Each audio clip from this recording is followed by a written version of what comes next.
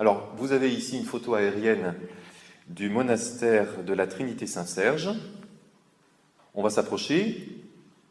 À l'intérieur de ce monastère, où il y a plusieurs monastères en fait et plusieurs églises, voici à droite l'église bâtie par saint Nicone, qu'on appelle cathédrale ou bien église de la Trinité.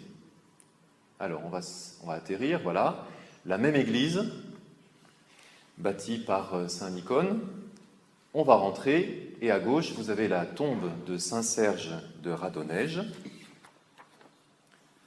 On avance un petit peu, voici le chœur de l'église. Vous avez droit à une visite virtuelle, pas besoin d'aller à Moscou, c'est magnifique. On va s'approcher encore et voici donc l'iconostase. Vous savez que dans toutes les églises orthodoxes, vous avez une iconostase très importante. C'est donc un lieu d'expérience spirituelle très fort. Bon, alors, je vais vous faire remarquer, comme dans toutes les iconostases, vous avez 3 portes.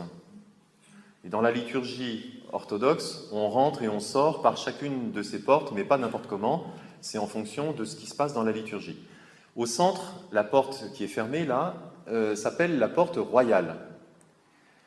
Alors, traditionnellement, à gauche de la porte royale, vous avez une icône de la Mère de Dieu, qui représente la Vierge Marie et puis Jésus enfant.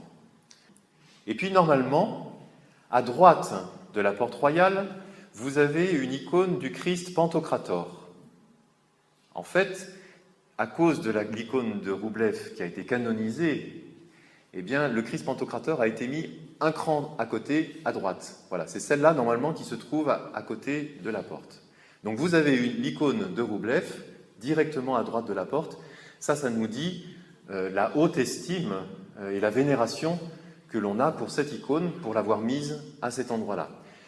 Une autre petite remarque aussi dans cette iconostase, à gauche de la Mère de Dieu, vous avez une autre icône de la Trinité.